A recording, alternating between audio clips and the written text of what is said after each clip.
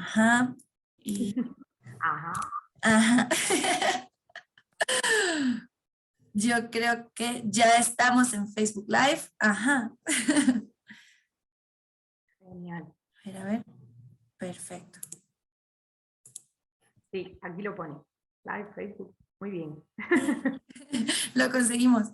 Muy bien, muy bien. Si quieres, a ver, ¿quieres intentar compartirlo ahora? ¿Te damos un ratito? ¿O? Vale, voy a intentar hacerlo lo más rápido posible para tampoco alargar mucho. Sí, si quieres, de mientras voy haciendo una pequeña introducción. Sí, vale, perfecto. Venga, pues estoy aquí con Mara Martínez, que la conocimos, creo que de hecho por las redes sociales hace ya unos cuantos de años, antes de la pandemia creo que fue, ¿no? Sí, yo creo que sí. No me acuerdo bien, pero creo que por ahí. Sí, y bueno, Mara es una maestra de primaria que se mudó a Italia y ha hecho una labor de difusión increíble como en la pedagogía de Reggio Emilia. Entonces, nosotros, hoy David no está, pero está en Alma, y bueno, yo soy de Evolving Education y estamos trabajando en democratizar prácticas innovadoras en educación para seguir evolucionando dentro de ese ámbito. A ver, entonces, estoy aquí con Mara, que es verdaderamente un placer tenerte con nosotros o conmigo. Y, y sí, nos gustaría eso, que nos contaras un poquito más de ti, qué es lo que te ha movido en trabajar en educación.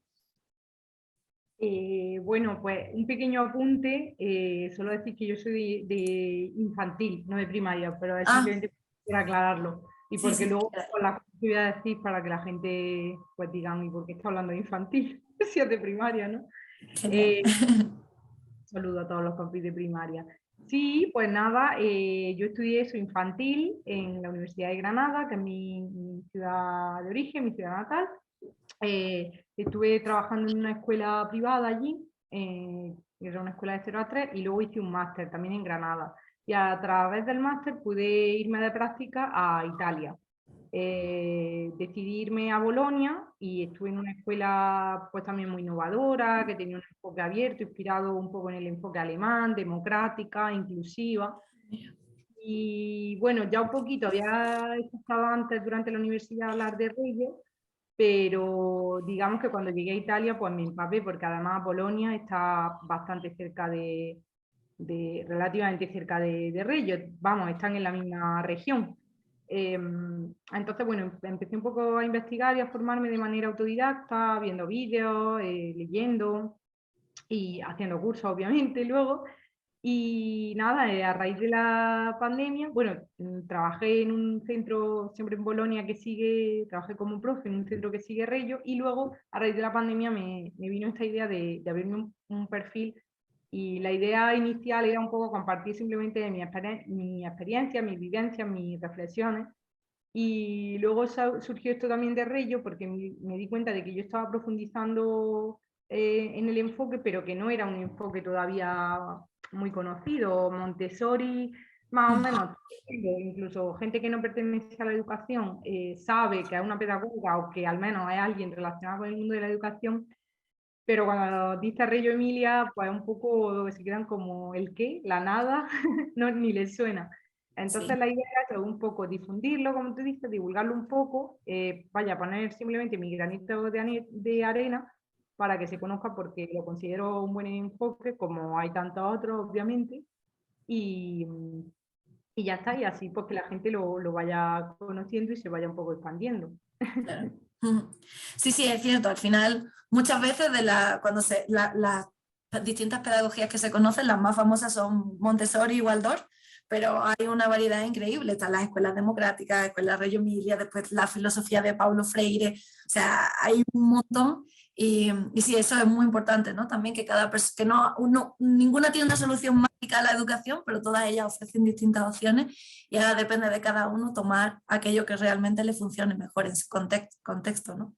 Sí, estoy totalmente de acuerdo. Y eso que has dicho es verdad. Al final no hay que aplicar nada de manera, ¿cómo se dice? Rajatabla, ¿no? Tabla, exacto. Simplemente adaptarte a tu contexto, adaptarte a tu situación. De hecho, yo siempre lo digo con Reyo, que lo bueno es que se adapta, que no es una receta ni un método de que tienes que hacer esto o tienes que tener estos materiales, simplemente cada uno lo adapta porque las escuelas de Reyo están en Reyo y son geniales, pero seguramente la de donde yo trabajé en Bolonia, en que seguía Reyo, será distinta, y la que haya en Madrid será distinta, y otra que haya en México será distinta, aunque todas igual se inspiren en lo mismo o en corrientes parecidas, pero al final cada situación y cada contexto es distinto. Sí, exacto. ¿Y cuál sería una idea que solías tener sobre la educación, pero que ya no crees en ella? Pues yo creo que desde en la carrera, ¿no? Falta un poco de reflexión sobre la imagen del niño, ¿no?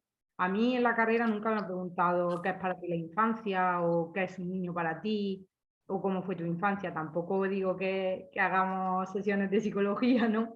Pero reflexionar un poco sobre eso y creo que a medida que he ido trabajando y haciendo experiencia y formándome, creo que eso es muy importante, ¿no? Que más que enseñar, que está muy impregnada, ¿no? La carrera y en general hasta el mundo de la educación, de los maestros enseñan, el maestro es la fuente de conocimiento, desde infantil hasta la universidad, ¿no? Tú te sientas, explicas y ya está, ¿no?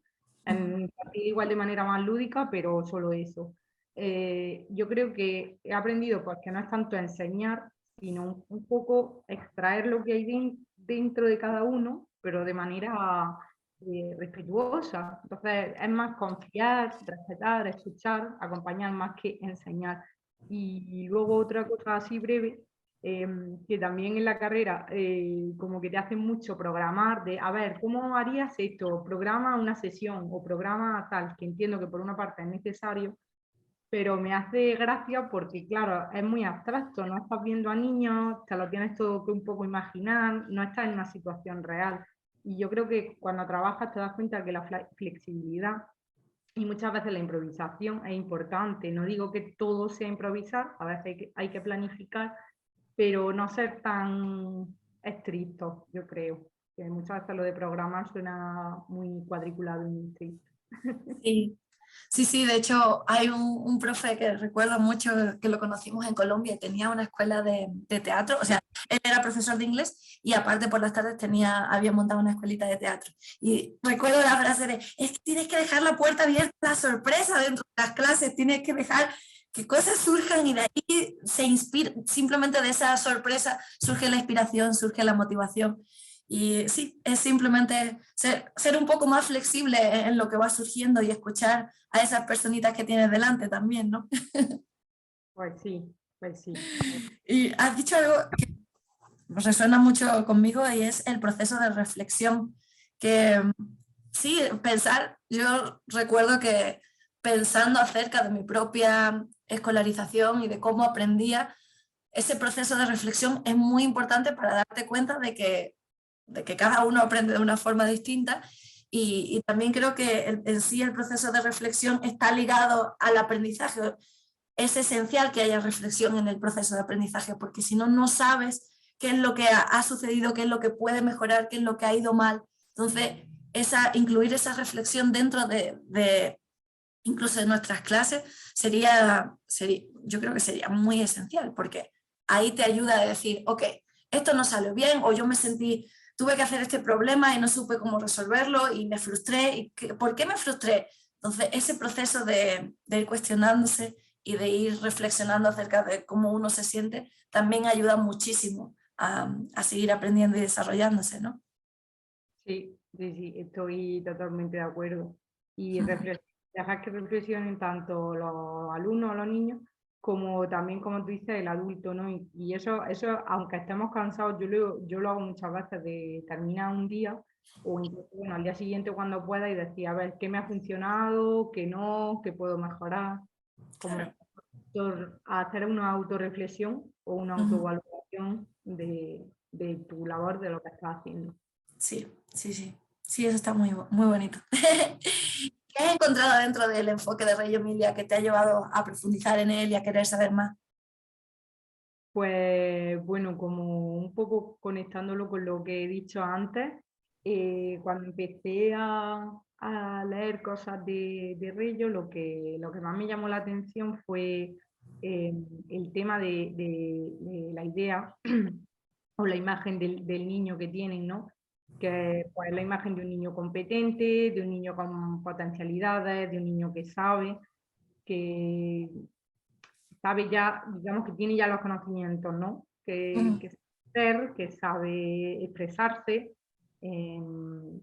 Entonces simplemente pues hay que acompañarlo y me pareció una visión pues muy respetuosa y de dejar un poco florecer a cada uno con sus tiempos, con sus ritmos, Claro. eh, que colaboren también con sus iguales o que hagan pues trabajo cooperativo con sus iguales, pero que siempre respetándolo y siempre pues eso, también los bebés, ¿no? Hablo de bebés, hablo de niños, de todo, desde el respeto y sabiendo que son seres competentes y que pueden y que son capaces. Eso lo remarcaba mucho Malaguzzi, que fue yo nunca sé cómo llamarlo, porque no me gusta decir fundador, ni, ni creador. Bueno, la persona que junto con la familia empezó esto de la Escuela Reggio Emilia, pero siempre, siempre con la familia, que no se nos puede olvidar eso, que no fue él solo. Y también el tema de la creatividad, claro, porque de Reggio pues se ve mucho eso, el tema del taller, todos los trabajos que hacen los niños, que a nivel visual son muy llamativos, cómo trabajan la sensibilidad estética, o el tema de los lenguajes expresivos, que decía Malaguzzi, que los niños tienen 100 lenguajes, ¿no? Así como metáforas, tienen muchos más, pero bueno. Y que la escuela y la sociedad le robamos 99. Entonces esas son las cosas que más me inspiraron y me llamaron la atención para luego seguir profundizando.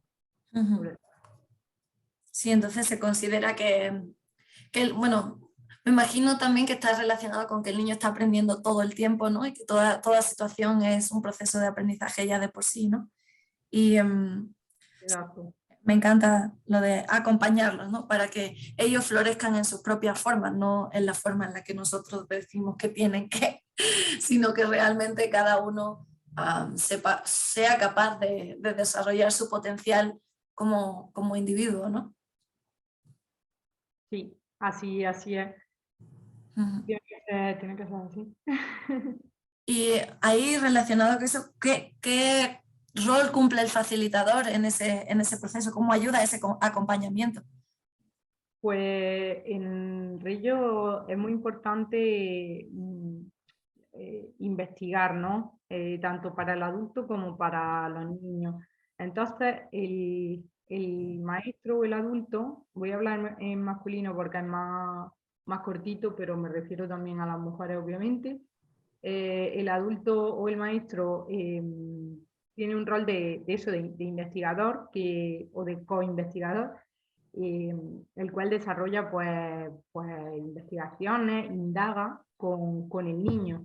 Entonces se trata de fomentar su curiosidad, también responder a las curiosidades que ellos tienen, por eso es muy importante observar y escuchar muchas veces lo que dicen, sus diálogos, sus ideas, sus hipótesis, cómo juegan, lo que hacen, sus acciones, todo, para de ahí pues decir, vale, qué le interesa o en qué tienen dudas o sobre qué les gustaría investigar. Observando y escuchándolo se pueden sacar muchas cosas.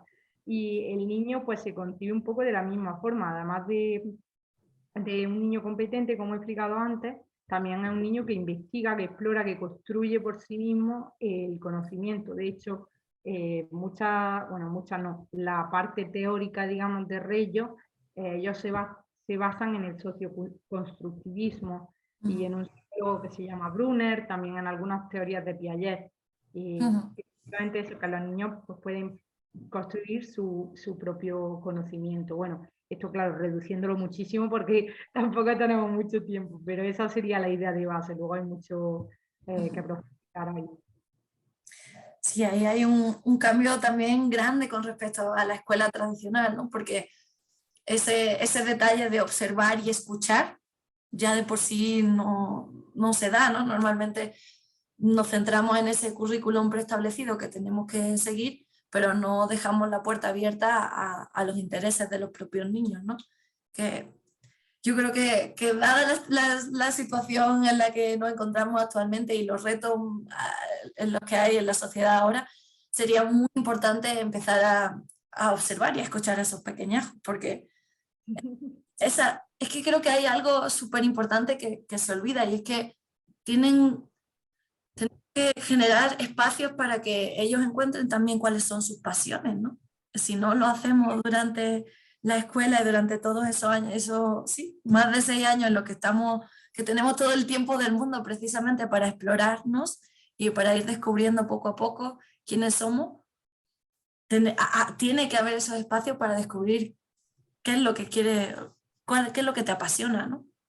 Y yo creo que es verdad lo que dices de descubrir nuestras pasiones o lo que queremos hacer, que de hecho creo que en la escuela no, en general, no en el sistema educativo, o al menos en el que yo he vivido, no se trabaja o no se potencia. De hecho, a mí incluso, bueno, siendo una persona que estudia una carrera que me gusta mucho y que tengo claro que el tema de la educación me gusta y me importa y tal, pues eso, a veces tienes crisis y de pues qué quiero hacer o qué tal, que igual si hubieras reflexionado o trabajado sobre eso cuando eras más joven, pues luego más adelante no las tienes, o al menos tienes las cosas un poco más claras o sabes cómo afrontarlas. Bueno, en fin, eso también sería de tema de inteligencia emocional, que eso es un tema.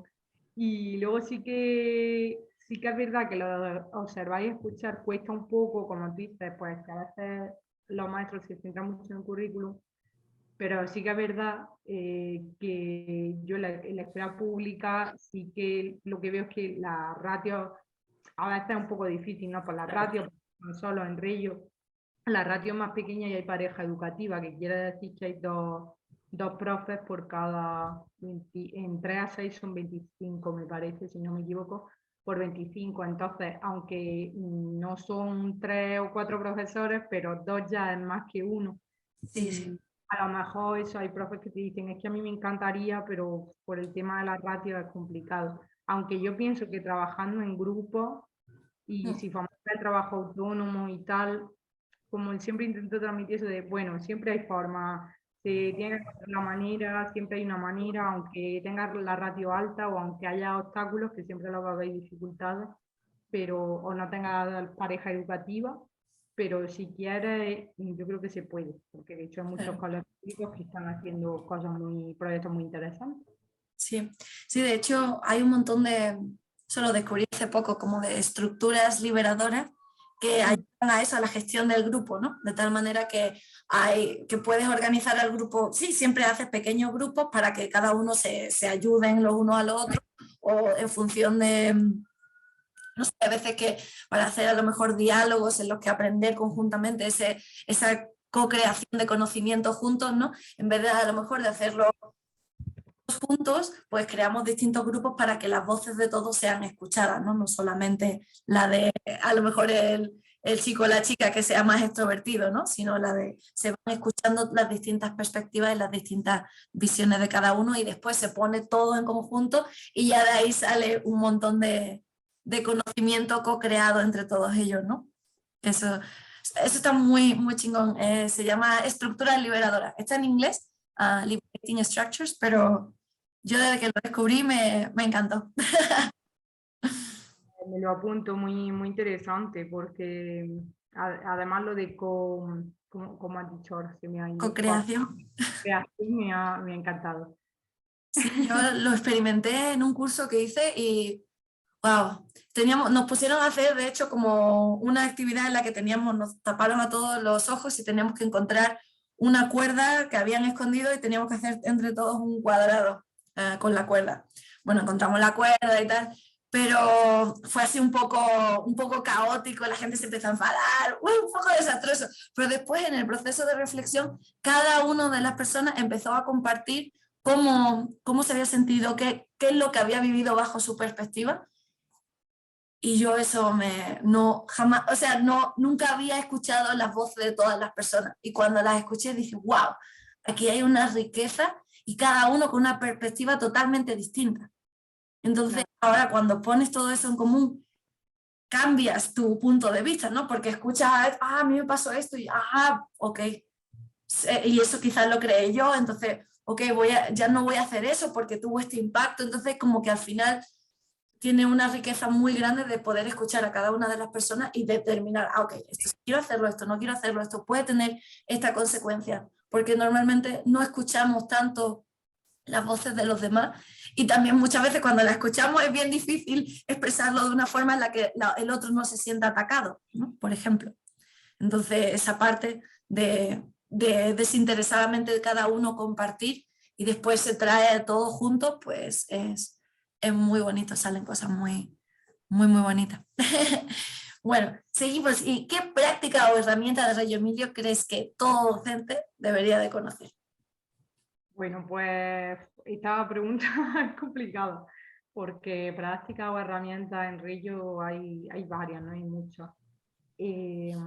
Está, pues, bueno, el trabajo por proyectos, la documentación pedagógica, en fin, muchas cosas.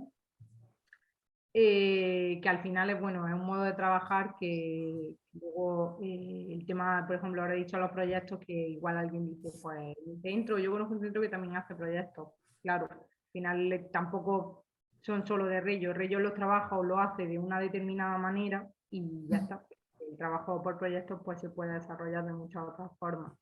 Una herramienta que yo sí creo, bueno, considero que puede ser bastante transversal a todas las etapas e interesante, es el tema del atelier. Bueno, atelier significa taller en español y todas las escuelas infantiles de Reggio tienen un mini atelier o un atelier en la escuela, al menos, hay algunas que tienen incluso más. Por ejemplo, donde yo trabajaba había varios, había 2 fijos y algunos que eran efímeros. Entonces depende un poco de la escuela, pero más que la idea del sitio en sí físico, lo que decía Malaguzzi, que yo lo comparto también, es que el atelier es como una idea, ¿no? Bueno, es una idea, de hecho, tiene que ser una idea más que un sitio. Entonces, la idea es que los niños construyan, hagan, que sus manos no se aburran, decía en la escuela, que creen y que conversen con la mente. Entonces, este sitio no debería, él decía, no debería ser una habitación o un espacio de la clase, de la escuela, debería toda la escuela ser un atelier, en el sentido de que toda la escuela incentive este pensamiento, esta creación, incentive los lenguajes expresivos, pero bueno, para ir un poco a poco, pues puedes empezar, ¿no?, creando este atelier, que puede ser, pues si no tienes espacio incluso en tu misma aula, para desarrollar pues distintos lenguajes expresivos, que pueden ser pues desde, la gente muchas veces lo asocia siempre a la pintura o a las artes plásticas, pero un atelier no tiene por qué ser de eso, puede ser un atelier sobre el verde, sobre la naturaleza, las plantas, sobre cocina, sobre fotografía, sobre arcilla, modelaje, sobre movimiento, sobre sonido o música. Entonces, todo esto son pues lenguajes expresivos, lenguajes poéticos, a través de los cuales podemos trabajar distintas temáticas y ofrecer distintas propuestas. Y ya digo que incluso yo lo haría incluso en la universidad. O sea, yo lo veo transversal para todas las etapas. Sí, porque ahí, vamos, yo creo que en el momento en el que pones en acción todo ese conocimiento, ¿no? O sea, que realmente lo estás haciendo, se va a producir definitivamente un aprendizaje más significativo que si solamente lo concibe de una forma teórica, ¿no?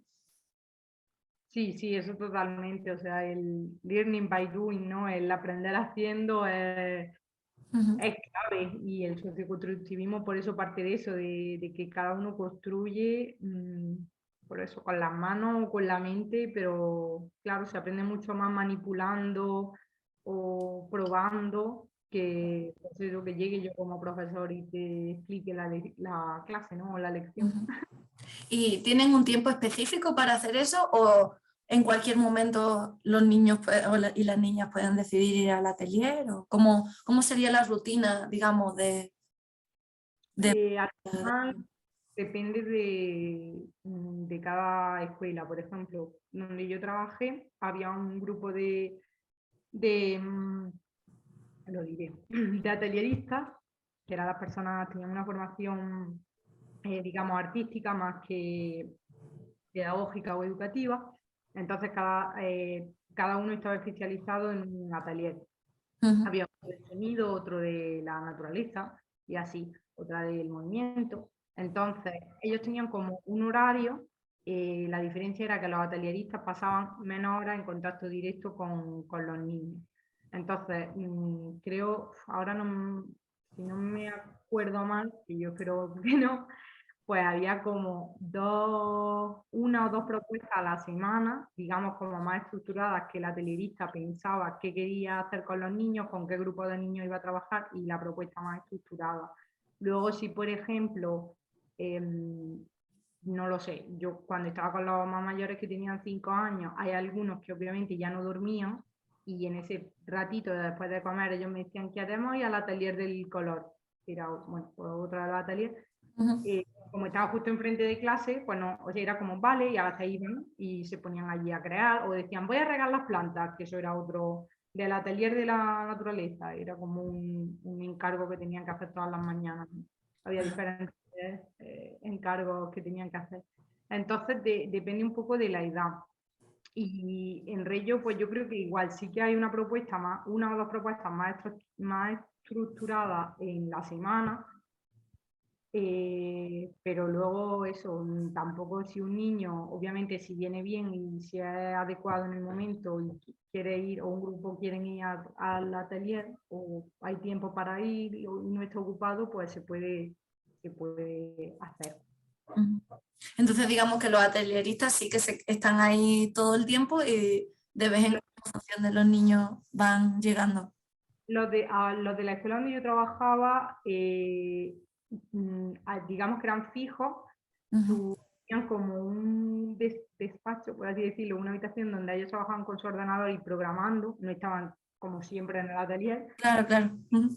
Solo el tiempo que duraba la propuesta con los niños y luego el resto del tiempo era buscar materiales, programar, planificar para pues eso, los otros días y eso. Y en Rello depende, pero sí, los atelieristas, como he dicho, no están siempre con los niños, siempre en el atelier, sino que se van moviendo y haciendo otras funciones, porque también tienen que planificar y hacer cosas. Y las rutinas que se seguían dentro de las clases, así en general, había, no sé, un poco de... Tengo curiosidad si había a lo mejor un momento en el que todos los chicos se reunieran así tipo escuela democrática con parlamentos o simplemente había una estructura de clase en particular o cómo fue. Sí, en la experiencia que yo he tenido, sí es muy importante el tema de las asambleas también porque en ello pues, se trabaja mucho el diálogo, los intercambios, pues que haya diferentes procesos de intercambio, de diálogo, de investigación. Entonces, el tema de escuchar y hablar y escuchar y dialogar es muy importante, ¿no? Se necesita mucho la asamblea. Obviamente, claro que habrá gente que me escuche, estoy hablando de a partir de los 3 años, aunque es verdad que con los bebés no eran asambleas tan formales, pero sí era pues, el coro de por la mañana, que cantabas con ellos, pero no era como tan dialogada como por Claro, ejemplo claro. otro tiempo. Entonces Sí, sí que había esa asamblea, había una por la mañana antes de empezar, que era como, bueno, eso yo creo que se hace en muchos coles, al menos en infantil, que pues nos presentamos, pues eso, que si alguien quiere contar algo lo cuenta, lo de los encargos que he dicho antes, ¿no? De pues ahora las plantas, ahora cuántos estamos, quién pone la mesa, que luego hay había un proyecto en esa escuela de poner la mesa y tal, o quién hace el camarero, que era como el que servía. Y luego está el ratito de los proyectos, donde se separan y cada uno hace su proyecto. Luego, si hay tiempo después de comer, perdón, antes de comer se hace otra asamblea como para de feedback de cómo ha ido la mañana, qué ha hecho cada uno, y quien quiera puede hacer pues eso, lo que quiere. Y luego después de la siesta o del ratito de relax, que dependiendo de la edad dormían o no, hay incluso otra asamblea. A veces, bueno, igual hay gente que dice, son muchas, y yo, bueno, puede ser, no lo sé si son muchas o pocas, pero sí, sí que se hacían, sobre todo eso a partir de los 3 años, porque la de la tarde era un poco, pues eso, para otra vez juntarnos, y porque claro, al final había niños que estaban mucho tiempo, y pues por seguir un poco cómo estaba cada uno, qué querían hacer, que también tuvieran la rutina o los tiempos claros de ahora es por la mañana, ahora es por la tarde, eso les ayuda mucho. Claro. Sí, generar esas rutinas para que ellos poco a poco se vayan acostumbrando y saben qué es lo que va en cada momento. Y Claro. también, sí, porque sí que muchas veces es necesario generar esos ritmos, o algunos niños funcionan mejor con esos ritmos, ¿no? Exacto. ¿Y qué práctica sería útil para cualquier familia que también podrían implementar dentro de la casa? Pues yo creo que una cosa, he estado así reflexionando, ¿no?, sobre la familia, instrumentos útiles para ellos, porque eso, como he dicho antes, claro, ojalá un atelier en cada casa, pero a veces no se puede, o bueno, hay ideas de atelier casero, al final no se necesitan grandes instrumentos, lo más importante es las ganas, ¿no? Con que tengas ganas de investigar y sepas lo que le da curiosidad a tu hijo, ya está, en una mesa, o a veces ni eso, el suelo, y ya está. Pero creo que una herramienta para las familias pues, puede ser adquirir o fomentar tanto en ellas mismas, tanto en los padres, o en las personas que se hacen cargo del niño, como en el propio niño, el gusto por investigar, ¿no? Por ser curioso, eh, y acompañar a estas investigaciones, ¿no? Y fomentar esta curiosidad, porque mmm, si la fomentamos y si sabemos pues, lo que al niño le interesa, le motiva y le crea curiosidad, y sobre algo que quiera investigar o indagar, pues podremos acompañarlo mejor, podremos ofrecerle materiales o esos recursos que le puedan acompañar. Que a lo mejor si al principio dices, pues, ¿qué hago con mi hijo? O cómo lo acompaño, ¿no? O qué atelier creo, pues simplemente observa sus intereses, escúchalo, habla con él. Y Vuelve a estar ahí, ¿no? Escuchar. Y creo que también algo muy importante es hacer preguntas desde esa curiosidad para poder seguir profundizando, identificando qué cosas les llaman la atención, ¿no? Claro, y también muchas veces observando el juego, ¿no? El juego, las acciones. Yo cuando digo las acciones me refiero a eso, a qué conversaciones tienen, cómo juegan, con quién juegan, a qué juegan. Entre ellos son también muy importantes, que de hecho la familia, bueno, son importantes, quiero decir, se usan mucho los materiales no estructurados, o sea, los materiales de reciclaje o reciclado, no sé bien cómo llamarlo, o de Sí, sí, descarga. material. Uh-huh. Pues eso, restos de cartón, de papel, incluso si son más mayores, vidrio, madera, y se llaman materiales no estructurados porque no tienen un fin o una estructura. No es te doy el cochecito, sino te doy un tapón de una botella y puede ser lo que tú quieras, desde un coche hasta una tortuga, hasta la luna, lo que a ti se te ocurra. Entonces, este tipo de materiales, que de hecho son muy fáciles de conseguir, porque como he Yeah. dicho, son tapones, incluso estoy viendo ahora que tengo enfrente mi cocina, eh, los cucharones, la cuchara, no sé, cualquier tipo de instrumento que tengáis por casa, pinza, eh, ellos pueden crear y jugar a lo que se les ocurra, y sobre todo por eso fomentar mucho la imaginación. Es verdad, eso, claro, estoy hablando de infantil, pero incluso en primaria también yo creo que si se lo ofrecemos, pues, y con libertad, ¿no? Porque muchas veces los niños, cuando yo he hecho algún taller, dicen, ¿y qué hago? Preguntan, ¿y qué hago? Y claro, cuando les dicen lo que quieras, se quedan como a veces un poco bloqueados porque están muy acostumbrados a, venga, ahora esto, hay instrucciones, ¿no? Y a veces creo que es bueno acostumbrarles a no darles tantas instrucciones ni tantas pautas, simplemente decir lo que quieras, lo que se te ocurra, lo que Uh-huh. te pase por la cabeza. Sí. dar un poco rienda suelta a esa imaginación, ¿no? Y que ellos jueguen. Ya, a partir, ahí creo, me imagino que el juego tiene un papel fundamental realmente, porque en ese proceso de jugar van explorando y de ahí surgen ideas y a partir de ahí a lo mejor empiezan a crear distintas cosas y ya eso va encadenando el proceso de aprendizaje que va sucediendo prácticamente solo. Sí, sí, totalmente. Totalmente.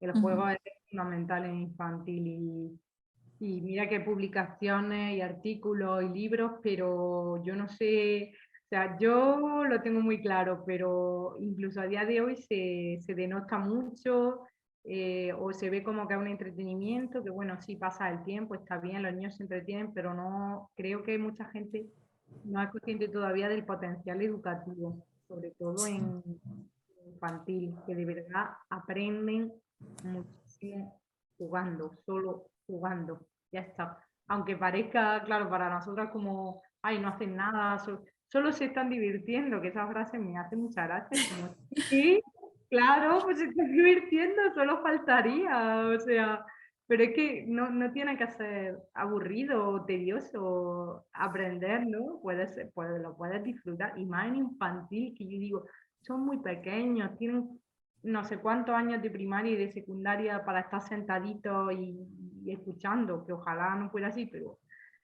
por lo menos esta etapa que sea más libre, ¿no? Y más de juego y valorar eso, el potencial educativo y de aprendizaje que tiene el juego. Sí, conocí a un señor que dijo una frase y se me quedó, dice, el juego es como la naturaleza inventó el aprendizaje.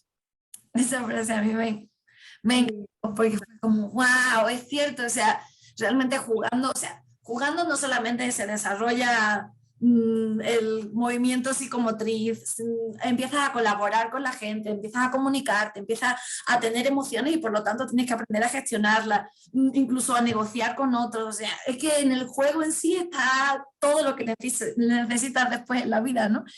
Entonces sí, pensar que el juego no es necesario, que están perdiendo el tiempo, es una locura. Y separar en sí la diversión del aprendizaje, eso ya para mí es como un crimen, porque como no, aprender es súper divertido, o sea, por eso estoy aquí, o sea, porque me encanta aprender, me encanta.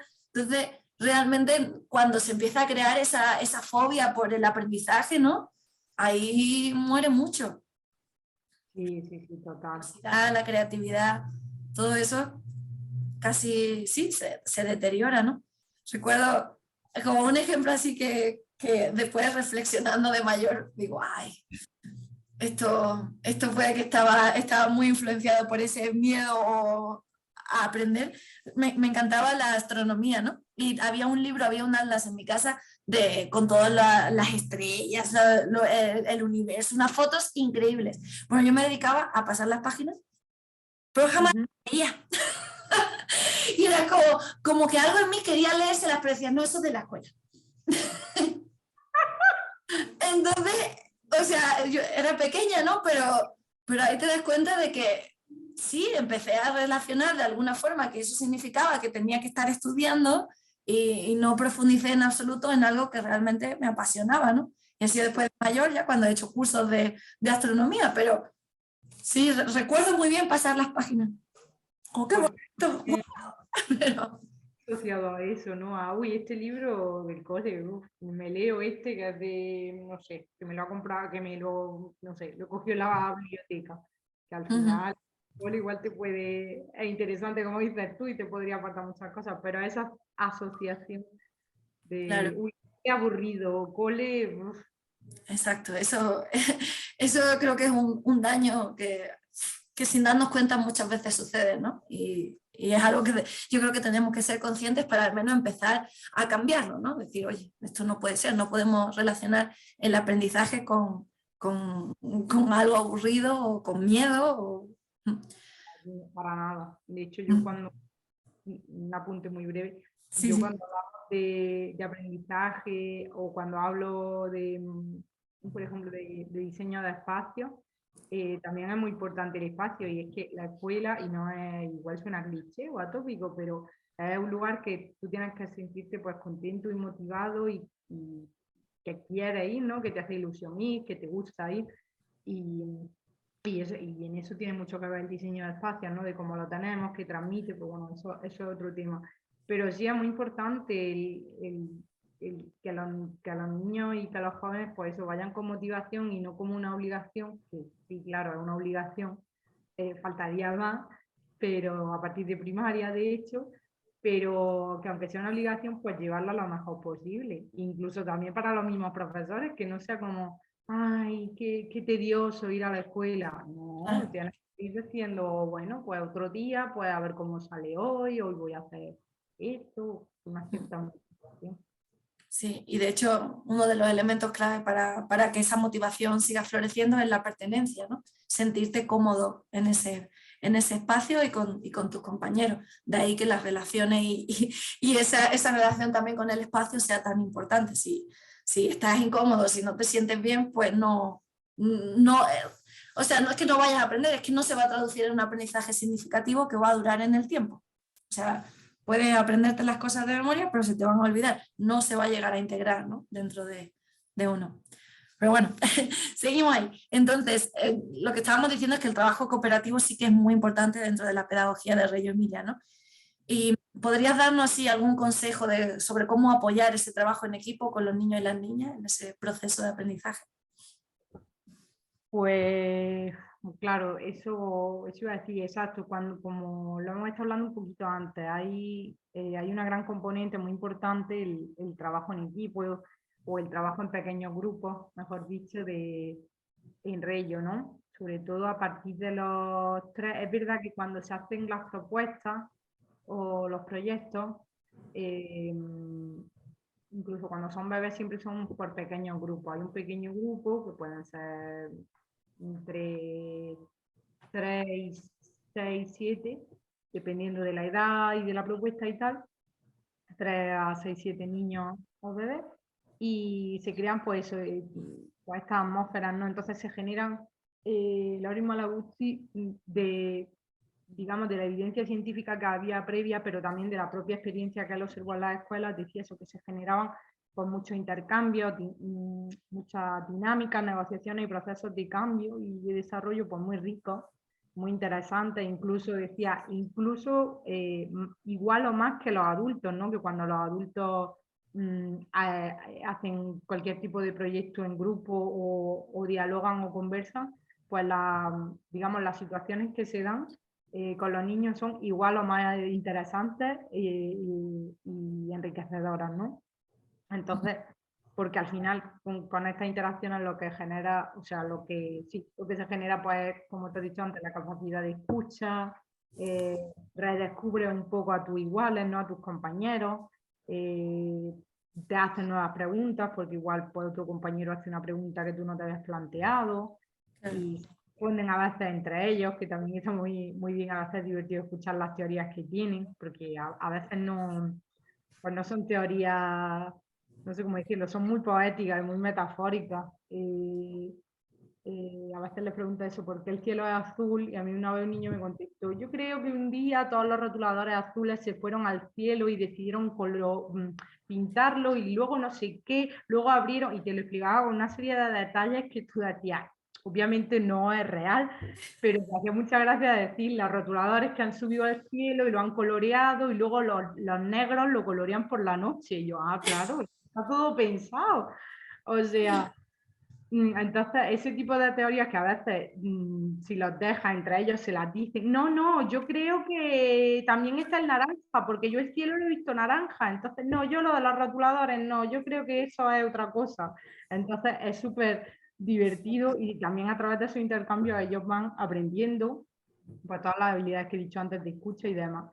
Entonces, bueno, igual digo un consejo que parece muy evidente, pero es que nosotros, si queremos que ellos cooperen y que colaboren, nosotros mismos tenemos que ser modelo de eso, de colaborar, de intentar llegar a acuerdos pues, con nuestros compañeros, que haya un buen clima, que ellos vean que entre nosotros llegamos a acuerdos, hablamos, que a veces no estamos de acuerdo, pero que intentamos llegar a una solución. y no nos ponemos, ¿no?, a discutir como energúmenos. Entonces eso, y de hecho eso pasa mucho en Rello, porque como no hay una programación como tal, ellos muchas veces ven que las maestras hablan entre ellas, oye, ¿cómo hacemos esto? Y a veces se habla delante de los niños porque están pues haciendo algo, pero las maestras están hablando de eso y ellos lo ven, o por la mañana, a ver, ¿cómo vamos a organizar hoy el día? Y ellos lo están viendo y están viendo cómo te relacionas con la otra persona o con el equipo. Entonces lo primero que yo diría sería pues que seamos nosotros el modelo, ¿no?, de esa cooperación. Luego, esto es algo que decía Malaguzzi, yo, bueno, lo comparto un poco a mitad, que es que los niños, según él, tenían que ser como que los niveles de maduración no fueran muy distintos cuando queríamos hacer estos pequeños grupos, para no, pues para que las preguntas no fueran, los intercambios que hubiera no fueran muy dispares.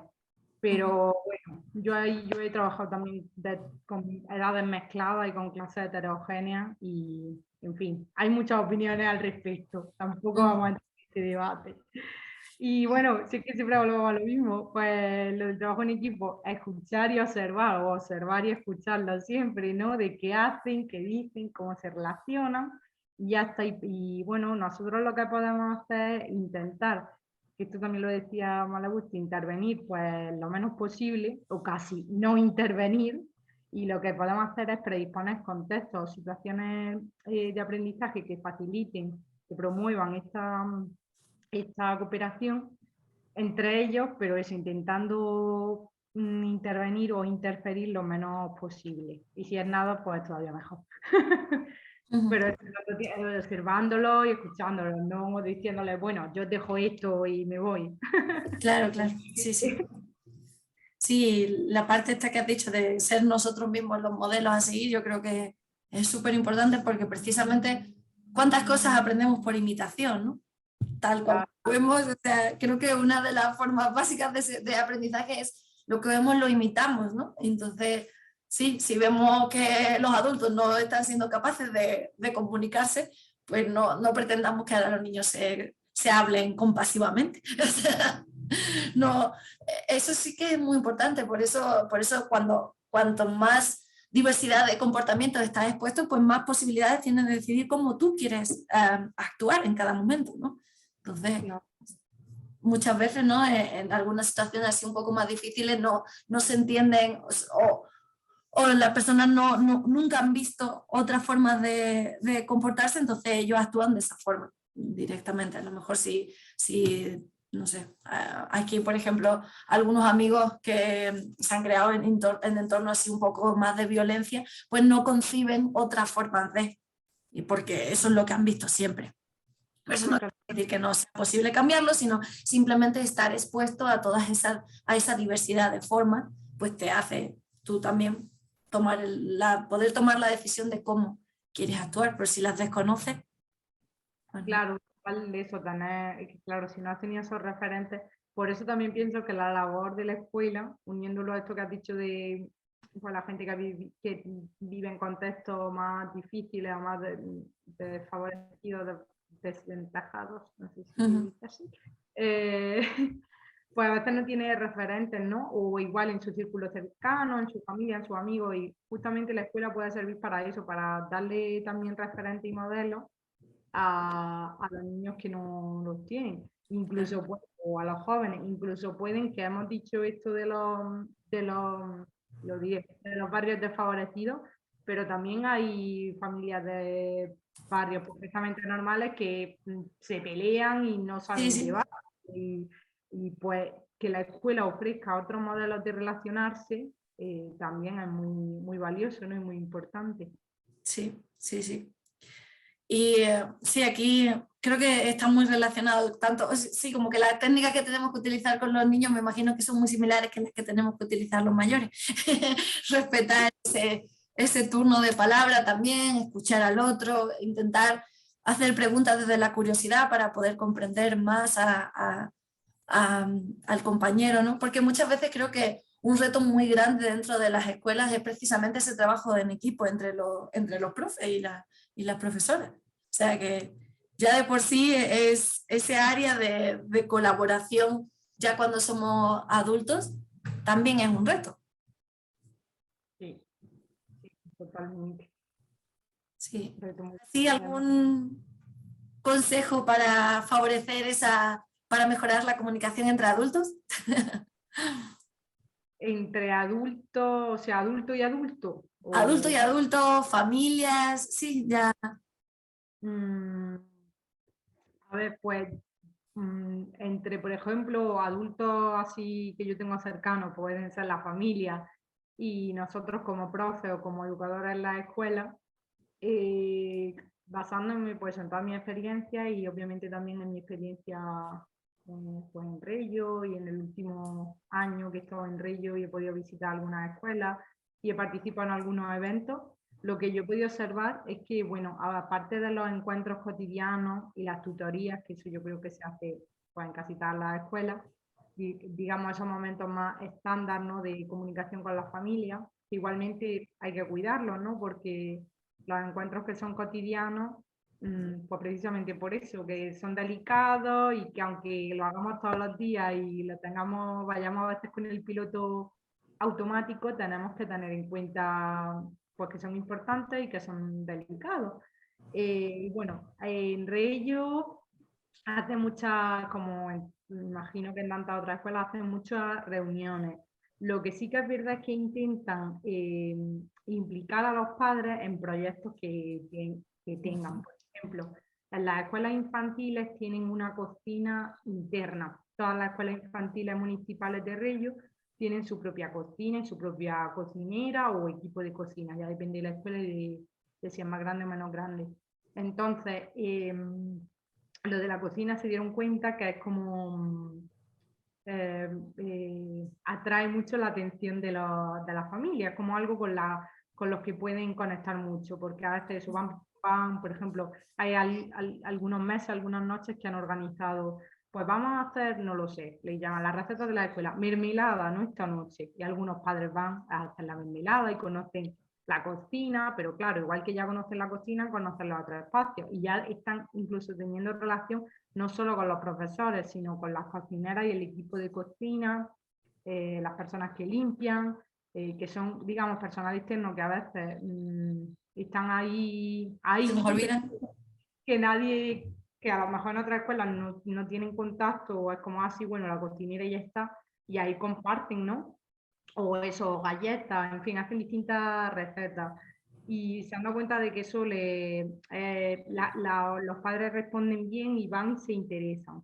Y como pues todas las escuelas tienen cocina, porque eso es otra de las características, que el tema de la cocina es muy importante. De hecho, la comida para ellos es otro de los lenguajes expresivos de y para los niños. Así que genial. Y otro proyecto que yo he observado también que tienen al menos en una de las escuelas que yo visité y que también colaboré y en uno de los eventos y tal, el año pasado fue un proyecto sobre los libros. O sea, había una biblioteca, pero la biblioteca no estaba solo cerrada a los niños y era solo de la clase, sino que los niños podían llevarse libros.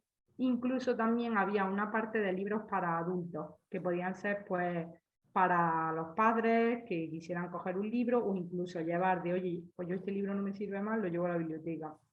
E incluso si como era una zona que justamente no había muchos servicios y justamente pues falta una biblioteca, estaban pensando en abrir esa biblioteca al barrio, ¿no? Para que además de los niños de la escuela, pues otros niños, incluso otros adultos, aunque no pertenezcan, digamos, al círculo cerrado de la escuela, aunque no sean padres, puedan también acceder, que es una forma de ofrecer cultura desde la escuela y de hacer comunidad, porque al final es una escuela de puertas abiertas que se está abriendo al barrio y a otras personas que no pertenecen, entre comillas, no pertenecen a la escuela, aunque al final yo creo que la escuela deberían ser, las deberían Claro. formar todos, pero bueno, en el sistema ahora mismo no pertenecen, entre comillas, a esa escuela.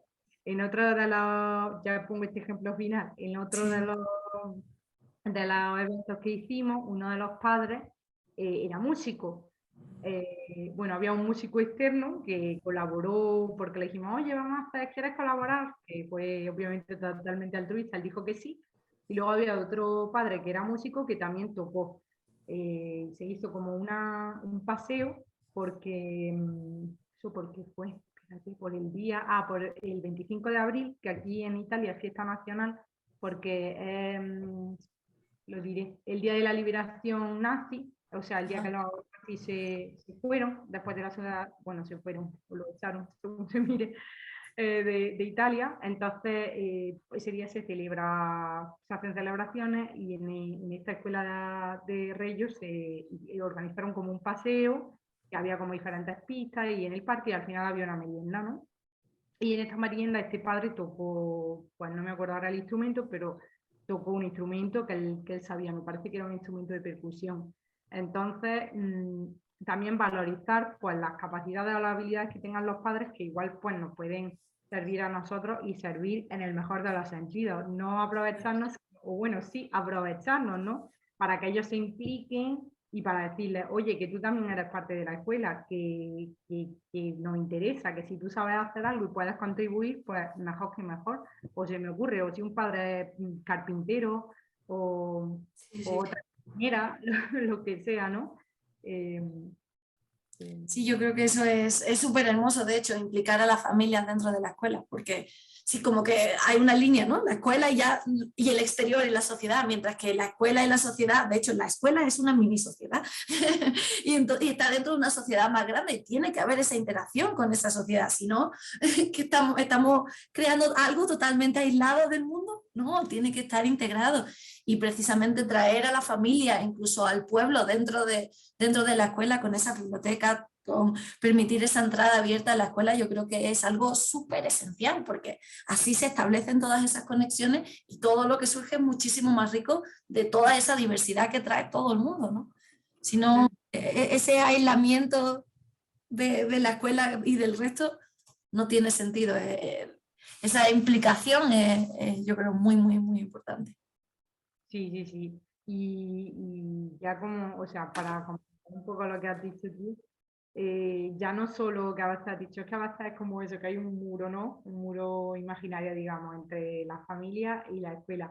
Pero ya yo lo que digo, y eso en Reyo está muy bien porque no es solo ya la familia y la escuela, o la familia y los profes y los niños, es toda la comunidad.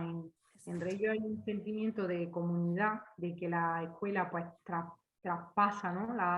Los muros y sale, y también entran ideas y salen, pero a todo el barrio, a toda la ciudad.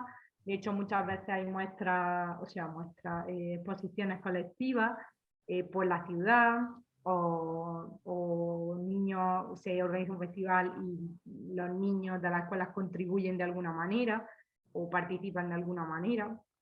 Entonces hay muchas iniciativas a nivel local y de la ciudad que también se abren y participan también porque obviamente hay mucha voluntad política, inversión y todas estas cosas que se necesitan. Pero, por ejemplo, ya para ponerlo como ejemplo, hice un post de esto, de hecho, el año pasado en Navidad, el ayuntamiento para como felicitar las fiestas de Navidad a los ciudadanos, bueno, sí, a los ciudadanos de Reyo, hicieron como, usaron los dibujos de los niños y los pusieron en carteles muy grandes por toda la ciudad, distribuyeron estos carteles por toda la ciudad y eso, luego añadieron felicidades o feliz Navidad, era auguri a la città, que es como felicidades a la ciudad, porque auguri pues es una forma de desear, de como buenos deseos, ¿no? Y era por la Navidad.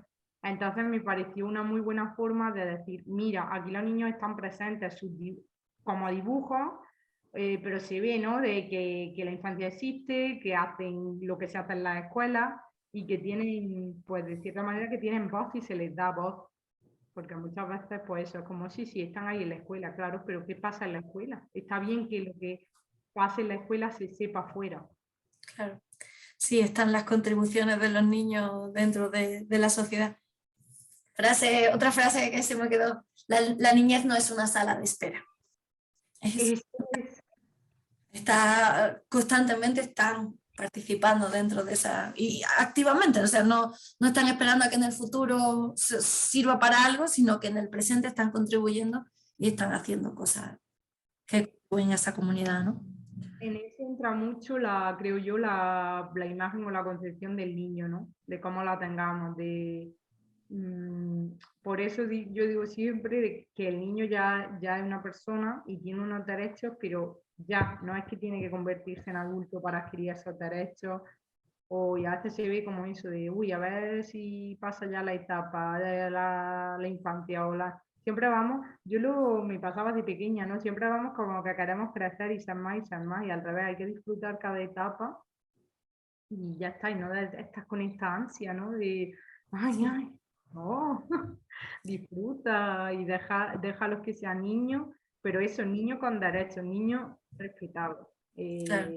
niño que ya es persona, no se tiene que convertir en persona o en adulto, entonces no tiene que esperar a nada, ya lo es, ya es una persona y ya tiene derechos y ya está. Y las obligaciones, bueno, vendrán luego. Sí, sí. No, no, perfecto. Y de hecho una perfecta forma de concluir también, ya ha pasado una horita. Y sí, eso, los niños ya están. Niños con derechos. Me ha encantado. Que parece mentira que tengamos que decirlo, pero sí. Que a mí a veces, por eso he dicho, digo, bueno, igual me estoy diciendo algo, mí me parece una cosa muy lógica y muy obvia, pero por lo que se ve hay que seguir insistiendo y diciéndolo. Sí, sí, sí. Bueno, Mara, pues muchísimas gracias. Ha estado súper divertida la conversación. Me ha gustado muchísimo. Y nada, seguimos en contacto y vamos todos luchando por ese cambio que la educación necesita. Porque sí, cuando queráis por aquí estoy y para mí ha sido un placer. Muchas gracias por invitarme. Y muchísimas gracias a ti. Gracias. Buenas tardes. Hasta luego. Chao. Gracias.